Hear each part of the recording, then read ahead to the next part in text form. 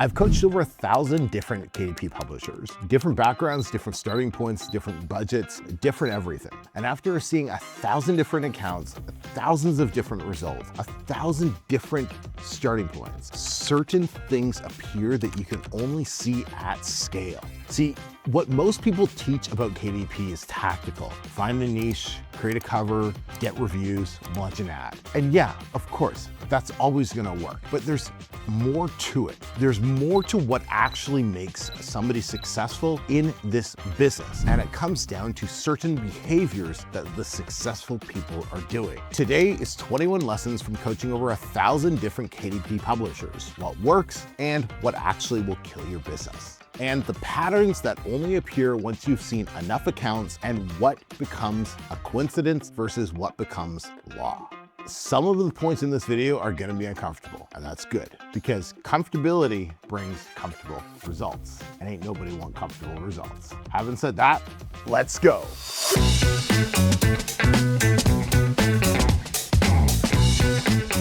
Hey everybody, I am Emeka, and this is the Publishing Academy YouTube channel, and our goal is really simple: to bring you the best free KDP content on the tube and help you make money today so you can later work with me and my team, and we can help you scale to $10,000, $20,000, $30,000, $40,000, $50,000 a month like some of our students. So having said that, we're gonna dive into a video I've wanted to do for a long time, and this video will be relevant to you if you're a brand new KDP publisher, or if you're somewhere between the $3,000 to $5,000 mark, or if you're looking at scaling just past $10,000. So really everyone, but it's the 21 biggest lessons that I've kind of compiled over the decade that I've been doing this business and working with publishers like yourself. So let's dive into it. So the first section we're going to be covering three. The first one's all going to be more mindset and behavioral stuff. Then section 2 is going to be tactical. And then section 3 is going to be just more business. All right, so let's get into it with the first section. So this is probably one of the biggest things right here. And it actually goes based on a refund that I gave today for somebody who purchased the program and needed a refund because money was tight. And this is actually,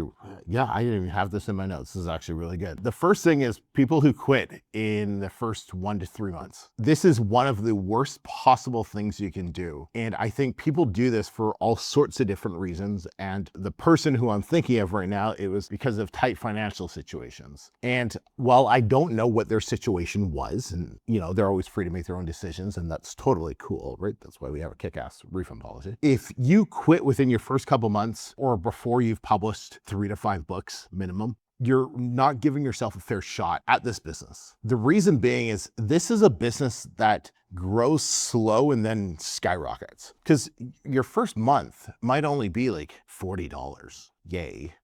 But then your second month might only be sometimes like $60. And then your third month might be like $200. And you're like, yay. And your fourth month might be like $250. And then your fifth month might be like $700. And then if you fast forward a few more months, your 8th month might be like $7,000. And you're like, wait a minute. The progress was so slow in the beginning and then it just skyrocketed. How is that even possible? Well, that's because we're in a business for ourselves. It's how business works, at least this business. Everything that you're doing in the beginning just compounds. And while you put in the most effort you ever will in this business in the first few months, that effort is it's like stored energy. And you're just building it and building and building and building it. And it just explodes, right? That's exactly what's happening. And so when I think to the person who I refunded this morning, and when they said there's some unforeseen financial obligations that have just come up, my take, and this is from somebody who's had to borrow money from their elderly mom because they couldn't buy groceries for their family. Like, I've been there, okay? My first thing is, like, the hardest part of this business was you making that first payment to me. Right? You making that first decision, money's tight, I'm making that first payment. Am I gonna do this? That was the hardest part. Now you just have to do the work. You got into this business because you want to be able to handle unforeseen financial circumstances or situations that come up in the future without having to bail on certain things. That's the whole point of getting into this business. But you can only do that if you weather the storm. I don't want to make too many assumptions because everybody's situation is a little different, but I can almost guarantee you, albeit like, let's exclude any medical issues or stuff like that, that they could have just said, yeah, I'm just not going to pay you because I'm building something right now. And so you're not getting your money to whatever bill collector, whatever it was, because that's the importance you have to put on a new business when you're starting a new business, right? And, like I said, why am I giving this type of advice? And this kind of goes way beyond what I was talking about for point one, because I've been on both ends of this multiple times. So I feel like, yes, if you're in this situation, let me look at your thing and I'll tell you what you can do. This will get you out of it. Saving money or saving the whatever and not learning the skills of how you're going to be able to grow or build a business is not going to get you out of being financially strained. It's just not. Okay, and number two, it's funny that I went on that whole long point for number one, because number two talks about 60 days late payment from Amazon KDP, right? They pay you 60 days after the fact, meaning when you make your sales, you don't get those royalties for 60 days later. And you have to be, especially in the beginning, you have to be really good at being able to weather that financial hiccup, so to speak. And it's more so mental than anything else, because you have to be able to just like, okay, well, I've started making some money here. I'm not going to see this money, which I desperately need, for 60 more days. So what do I do in those 60 days? Well, the activities that you do in that 60 days until you're waiting for your paycheck are all the free activities that you can do in this business. And here's the best thing about it is this business you can do pretty much for like zero cost in the most part. There's literally so much you can do for free in this business now because of AI that we couldn't do before. So during that 60-day window, and me thinking back to it, like when we were going through that, during that 60-day window, when we're waiting for those paychecks to come in, you're just learning how to do other aspects of this business that don't require money. And there's a ton of them. And you're learning how to do those things and you get better at those things. And then when you get money, you can use it to speed things up or do a little bit more of what you were trying to do before. And then it keeps compounding like we talked about at the very, very beginning. One of the biggest things that you have to really do in this business is you can't think about it monthly. You have to really stretch your thinking and think about it quarterly, right? Because the monthly, you make $5,000 this month, but you got paid $2,000, but your ad spend was $3,000. You got paid $2,000 because 60 days ago, 2 months ago, you made $2,000, but then you made $5,000, right? Because you started scaling up because of ads. It's a juggling thing. So you can't really think about it monthly. You have to like, okay, well, how am I doing for the quarter? What's the quarter looking like? Okay, how did I do this quarter over last quarter? If you look at it from a bigger time frame, it starts to make a lot more sense and it's a lot easier to manage up here. Because if it's easier to manage up here, it's easier to manage on paper because you have more clarity. Number 3 is the people closest to you are the biggest threat to this business, 100%. The worst advice you can get are from your friends and family when asking them about this business. They're outsiders. They have no clue. They haven't watched all the videos you've watched, right? Asking, do you think this book idea is a good idea? They're going to say, yeah, because they want to protect your feelings. They care about you, right? I don't care about you. I only care about your bank account and that it goes up. So I won't protect your feelings. I will tell you what sucks and what's great. And that is something people don't realize in the beginning, that the biggest challenge, especially when you're broke and you're starting from next to nothing or below nothing, that your friends and family, when they hear that I'm starting this online business and their comprehension of an online business is like, it's either Amazon or nothing, right? Like running Amazon, they have no clue that there are people stupider than them that make 3 times the amount that they make monthly in a week, who are like half their age, sitting at home in their pajamas all day doing the business that you're starting. Like they can't comprehend that because they're not in the space. So be very careful on who you tell about your successes and who you ask advice from, because your friends and family are some of the worst people to get advice from when you're starting something new that they have no clue about, because their job is to try to protect you and protect your feelings and protect your ego. And that's what their job is. But that is counterintuitive when you're trying to build a business. You don't need protection. You need advice that's going to help you get the results that you want. I want to take on this point because because I can, right? When you're starting this business and like you have a spouse, right? Somebody you care about that you share things with and everything, right? You need to bring them fully in. You need them to be watching all the YouTube videos that you're watching. You need them to watch like the training, the webinars. You need them to be sold on the business too. That's very important, because if they're not, it's just going to be a constant struggle through the hard times, right? Because they're going to see all of this money go out and it's going to take months for any of it to come back. Months. And during those months, they're going to be doubting your abilities to do it. Not your abilities. They'll be doubting the business. The business works. It's your abilities that you have to build up, your skill set that you have to build up in order to get the results from the business that you want. And if they understand that, they're going to be way more supportive. But too many people don't take that important time to have their spouse sit down and, can you watch this video with me about how to find a keyword so you understand what I'm doing? Can you watch this video with me on like how to make money with this business? Can you watch this video with me to understand a cover? Do you think this cover is good based on that video that we were watching? Here are some of the competitor covers, right? Like, getting them involved is the biggest win you can possibly do, because if they understand it, they'll be more supportive during those low times. And there will be low times. That's something you have to prepare for. And it's just easier when your partner is there supporting you with it. Number 4 is the commitment is the elimination of alternatives. Look, whether you're going to do Amazon KDP or you're going to do like FBA or you're going to like do like, I don't know, some like AI thing or like, I don't know, whatever the case is, whatever you're looking for right now on YouTube on like how to make money, like they all work. They're all making people a lot of money. So you just have to commit to one. Just commit to one, because if you commit to one and give one your focus, everything will change for you. It's funny, I was talking to a friend and it was when he was watching me bounce around from different things, and I couldn't really put my fingers into everything. And he's like, Emeka, for the love of God, can you just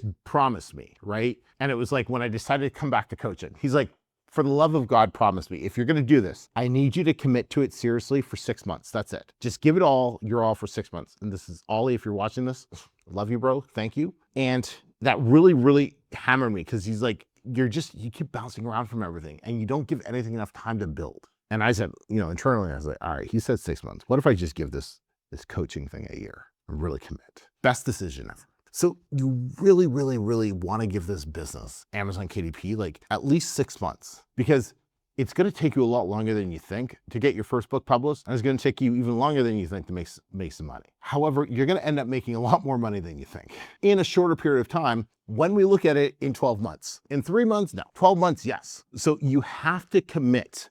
And that means eliminating any other option during this time. Don't try to do 2 things or 3 things at once. Don't think that, hey, I heard that millionaires have 7 different income streams. No, they have 1 income stream in the beginning that makes them a millionaire. Then they add 6 more because now they have staff and help.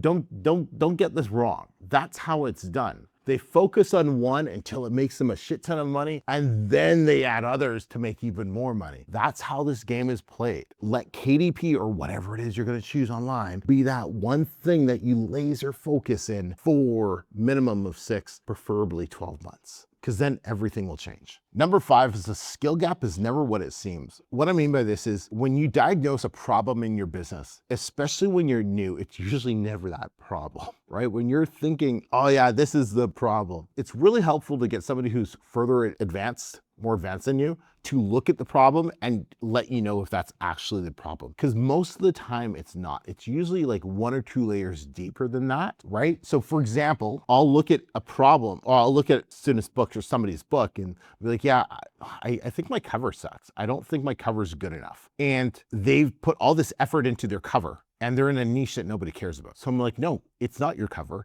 It's like your whole topic sucks. Like your topic has no demand. This book will never succeed. So don't change your cover, start over from 0 and find a new niche. And it really helps having an experienced person break that down for you. And like, that's why there's so many groups available, like on SKOOL. I don't know if there's Facebook publishing groups still, but that's why these groups are so helpful, because you can go in there and there's people from all levels, right? The people who make the most money don't post in there. They'll just comment, FYI. But if you post, you're like, hey, I'm thinking My issue is this. Could I get some feedback from some higher level publishers? Bro, so many of them will help you out. So many of them will give you feedback. It's not even funny. So use that, because then when you can figure out what's the exact problem, you can solve that one thing that's actually going to work. Could you imagine if you were solving the cover issue when it was really that your topic had no demand? How many months and money are you going to be burning through when the book has no chance because the topic is horrible?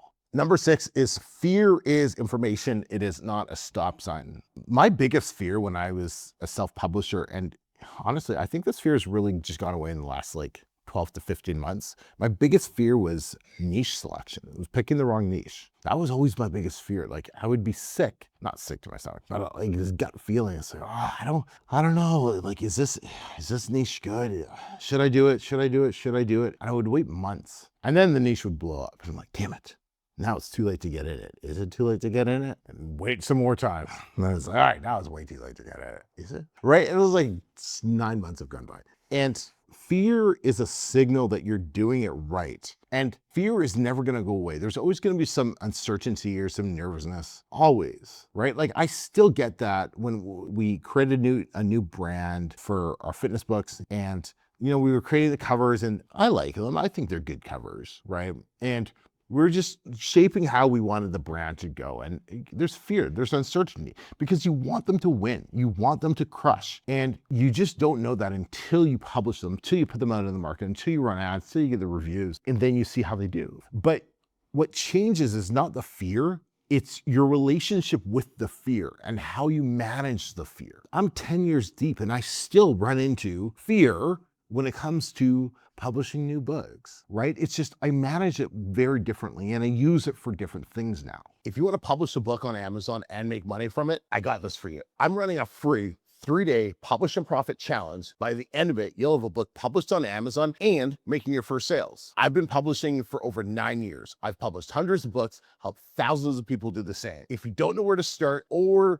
you can't find a profitable topic, or you just don't want to waste time or money, this is for you. Day 1 is finding your topic, creating your book title, getting your cover locked in. Day 2, it's all about building your book. It's doing the research, creating the outline, and writing your entire book. And then day 3, polishing your book, publishing it on Amazon, and showing you how to generate your first sales. And this is free. I'm showing you the exact way to build this business without having to hide it behind a paid course. And to show you how simple this is, my 10-year-old daughter has even published her own book using this exact same framework. Actually, Daddy, I promise free. You're also going to get my free support group, and you're going to get the custom GPT that I built specifically to help you with this challenge. Just click the link in the description or go to publishingacademy.com/challenge. You'll get an email. It'll be the link to get into the SKOOL group. In the classroom section, everything's laid out. Go do it now.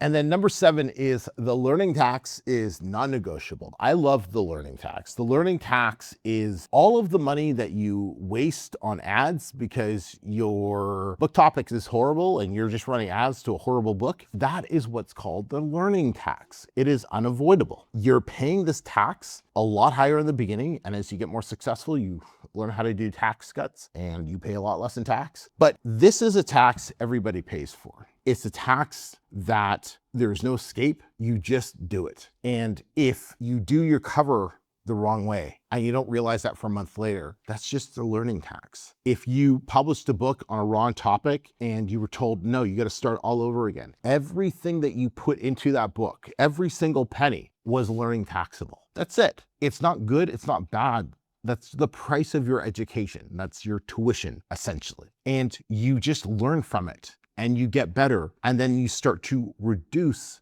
the learning tax every new book that you publish. But in the beginning, it's high, it's often, and it's necessary in order to succeed. Okay, the second act or the second section that we're going to be doing is going to be tactical. So number 8 is niche research is everything. Look, you're looking for a topic that has 3 books on the first page making $500 a month, and they have less than 150 reviews, and they're self-published books, period. That's it. I've used this research method for 10 years. It worked then, it works now. It's bulletproof, right? There's variations to it, whatever the case is, but it's one that's used pretty much by almost every single creator. If you get your niche research wrong, nothing else you do matters, right? It's like that argument, like, why do so many authors not make any money? Because they just write books nobody cares about. That's it. They write a book they like, and they ask their friends and family if they thought it was a good book, and they're like, yeah, because it's their friends and family. But like, the rest of the market doesn't give a shit about your book. They don't want it. So we only write books on topics that we know people are actively buying. That's it. Like, that is our business. We find topics that we know, we can literally see on Amazon, these topics are making money right now in this day. Then we publish books on those exact topics to get in front of those exact customers to ensure we make money too. That's it. That's the whole name of the game right there. There's nothing complicated about that. Niche research is everything. Okay, number 9 is a bad cover will almost kill your book before anything else. The cover is the very, very, very first thing that somebody looks at when they scroll through their phone on Amazon. If your cover sucks, nobody's gonna click on your book. Nobody clicks on your book, nobody's gonna buy your book. Very, very simple. You can have the best title in the world, you can have the best description, the best A+, the best everything. You can have the most reviews. If your cover looks like dog shit, nobody's gonna buy it. That's it. So if there's one area you want to spend time on, it's understanding what makes a good cover, what makes a bad cover. And then it's comparing your cover against the best-selling covers in your space and figuring out, would I choose mine? And being honest, doing tests, understanding why are these covers selling so well? What's up with mine? What's different? What are the patterns, right? I've done videos on like what makes a good cover sell, so you can go check those out sometime. But you can't mess up your cover. You can't cheap out on your cover. Your cover should be one of, if not the most expensive part of your book production process. Number 11 is reviews are not the bottleneck. Your lack of understanding how to get them is. Look, reviews are simple. You just tell people about your book and then you bug them until they leave a review. That's simple. There are so many different ways of getting reviews. Like literally in this day and age, I filmed this here in 2026. It's never been easier to get reviews right now than it ever has been. There are so many different sites where you can go get good, legit reviews on your book in a matter of weeks. Reviews aren't a bottleneck. If they are, you're causing your own bottleneck by some misbelief about how to get reviews. There's free ways to get them and there's paid ways to get them. They both work, right? Now, of course, we only want to use the Amazon compliant ways, but I've done lots of videos on how to get reviews. You can go check out those videos. I won't get into that right now. I want to just keep moving through all 21 points. So that brings us to number 12. The top earners in this business publish the least amount of books. What? Yeah. The people who make the most money in this business, $50, $60, $70, $80, $100,000 a month, publish the fewest books. Why?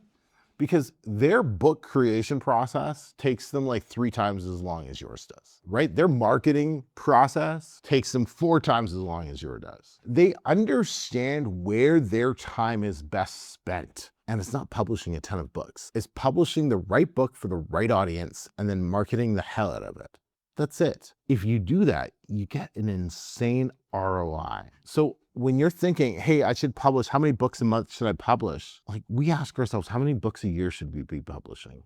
We're like, yeah, if we do like this year, if we do like, 5 to 8 books, we're gonna have a really, really solid year. That's it, right? You don't need to be publishing a ton of books anymore. If you're watching videos where it's like, yeah, I published a ton of books, like the videos are old. They don't work anymore. Those are dead strategy. It's publishing quality books for a specific avatar customer and then marketing to them so Amazon picks up the book and starts pushing it for you. Number 13 is AI has split publishers. There's publishers who understand how to use AI to produce higher quality books for a lower cost in a faster period of time. And then there's publishers who use AI just to publish garbage as fast as possible. It's probably been the biggest decisive talking point like ever.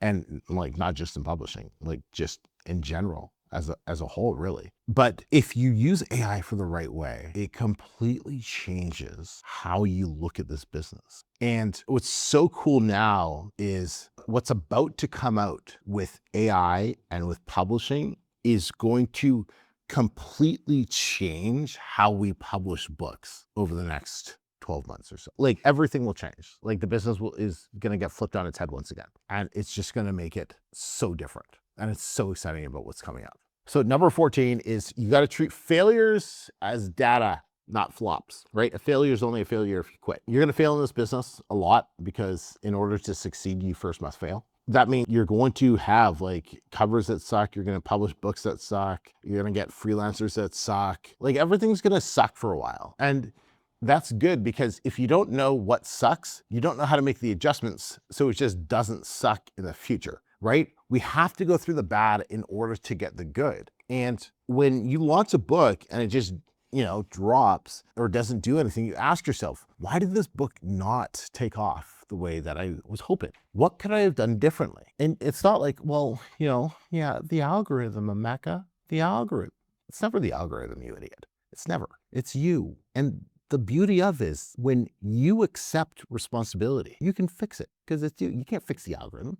You can't. You can fix you though. So whenever something doesn't go your way and you quote unquote fail, step back, breathe, ask yourself, why did I fail? Why did this not work out? What happened? And it'll be like, okay, well, why is this book dead after 3 weeks? What happened? I don't know. Did you run a promotion? Okay, you ran ads. Well, the ads didn't work. Why? Because the platform's broken? No. Well, I don't really understand why the ads didn't work. Oh, so are you saying you might not understand ads? Okay, that could be one. But let's dive deep. How's your cover, right? Should we look at your cover? How's your title? How's your description? How's your topic? You have to keep removing layers to understand why something fails. Because the only way you can figure out why something fails is how you can fix it. That's the only reason. That's the only way you can do this. So the biggest tip I can give for you is get really good and really fast at removing all your emotion from this business. So all that's left is rational data decision making. When you make your decisions based on your data that you get, you just make better decisions. And that is so key, right? And that alone is why I love doing reviews of students' books or accounts or ads or whatever, right? Because I'm not emotionally tied to it. Just like I'm not emotionally tied to my ads. I just look at the data and determine this needs to change, that needs to change, this needs to change, and then you just get results. So remove the emotion, only use the data. Okay, Act 3, Section 3, business. Number 15 is the catalog, not the books, are the assets. Look, in this business, if you want to exit it, you can exit the business, sell it for hundreds of thousands of dollars. You're selling the entire catalog. You're not selling the individual books. So you need to be always thinking, what can I do to keep growing the entire catalog, the entire groups of different portfolios that you might have stacked together? Because that is the real asset, not the little individual books that you're doing. Remember, I sold my account for $225,000 US, and it was making less than $4,000 a month profit. Not a bad lump sum for such a small account. But I understood that I was focused on the whole catalog as a whole. That's how I presented it. Catalog as a whole, not just a whole bunch of random individual books. Okay, number 16 is outsourcing is the fastest way to kill your business when you're brand new. Look, in the beginning, you need to do everything, pretty much everything. Like you can hire a cover designer yourself, you can hire a formatter yourself, but literally everything else in the business you should be doing. The two things you never want to outsource ever when you're brand new is how to find topics and running your ads. Those are the two skill sets: identifying profitable topics and building the confidence to take a gamble on yourself, and then learning how to run ads yourself. Those are the two biggest skill sets that will make you the most money in this business. Everything else can be outsourced to a point. Create a system over time. Look, in the beginning, you're doing a whole bunch of random things, trying to figure out how everything works. But over time, you're going to start developing a system, and you'll know exactly, okay, I do niche research and then it goes here and then it goes here, then it goes here, then it goes here. This is my launch process. I go here to get the reviews. I go here to start running ads. This is when I launch this. You will develop your own system. It might not be the exact same one that you're following in a program, but over time, you're gonna figure out, this is the system that works best for me. But you have to spend the time to develop a system, especially as you start getting up to like book 10, 12, 13, 14, 15, having a system of how you produce and then launch books, right? Because there's book creation and then there's book marketing. Like having two individual systems of how those works will really allow you to scale your business. Number 18 is something we've talked about on the channel a lot, is external traffic is the most underrated thing in our space. We've talked about TikTok traffic and using social media to drive book sales, but it's so underutilized still by so many publishers, it's not even funny. And like, I still say that, I've been saying it all year, that we are gonna see record-breaking numbers this Q4 because of external traffic, TikTok driving sales to Amazon. It's cool. We're gonna see people do massive numbers that we've never seen before, and that's super, super exciting. Number 19 is Q4 rewards preparation, not reaction. It's July. This is when the big players start prepping for Q4 because we only have a few months left before everyone's thinking about Q4. Right now, it's only the big players, the serious publishers, thinking about the holidays. Well, it's like, 30, 40 degrees out here in Tulum. Q4 is where you will make more money in a shorter period of time than you will make all year. But if you don't prepare for it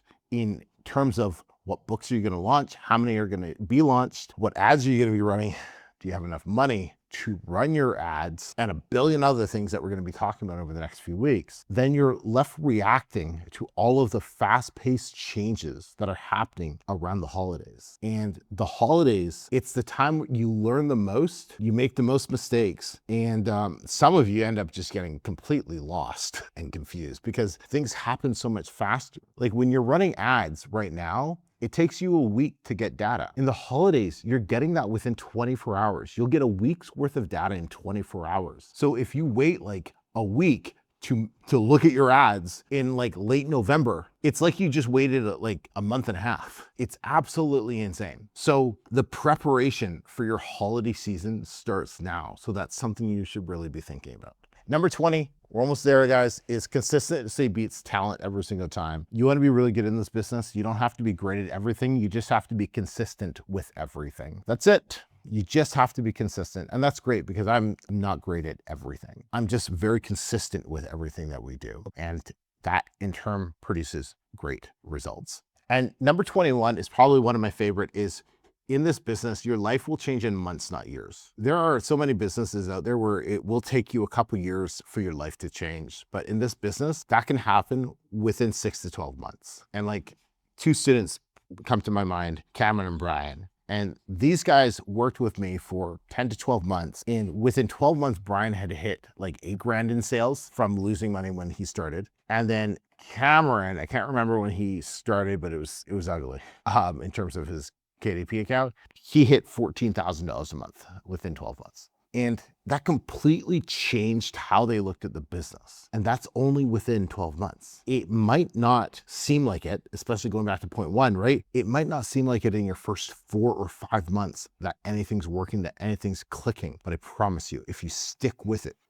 boom, the change happens overnight. All right, those of you who are still with us, way to go. I got something for you.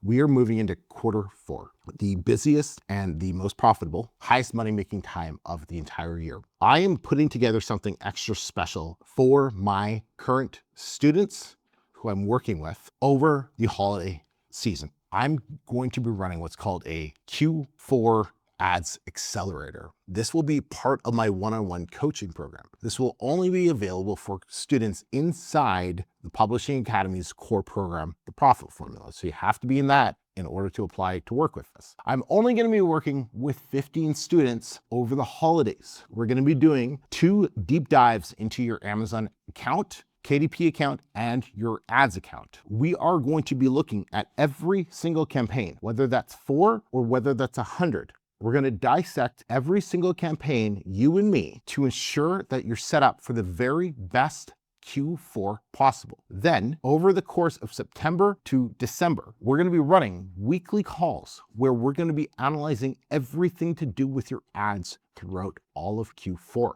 This is going to be big. This is going to change people's lives because of the results that they're going to get and what they're going to learn over these next few months. I'm only going to be working with 15 of you though, however. So I had my kids draw up a little Nintendo Switch thermometer. We already have the first person signed up because I had a call with them and I told them about it. They're like, yeah, I'm signing up. So we're going to be filling up this. I did bribe the kids. I said, once we get to 15, you can choose out a game each. But this is it. This is going to be only available between now and August 20th. That's it. And then after this, I'll be closing down the one-on-one coaching. It won't be taking on any more students. So step one is you need to be inside the core program. So I will put a link in a webinar. You can just join right away. And then I'll put it up on the screen on the main page of our course platform. You can click and book your accelerator call, your ads accelerator call, and we can chat and go into this in more details. So really excited about working with you guys. I got some crazy things planned that's gonna help you blow things up this holiday season. So having said that, everybody, I think that's it for this video. Leave me a comment, leave me a like, let me know what you thought. Till next time, peace.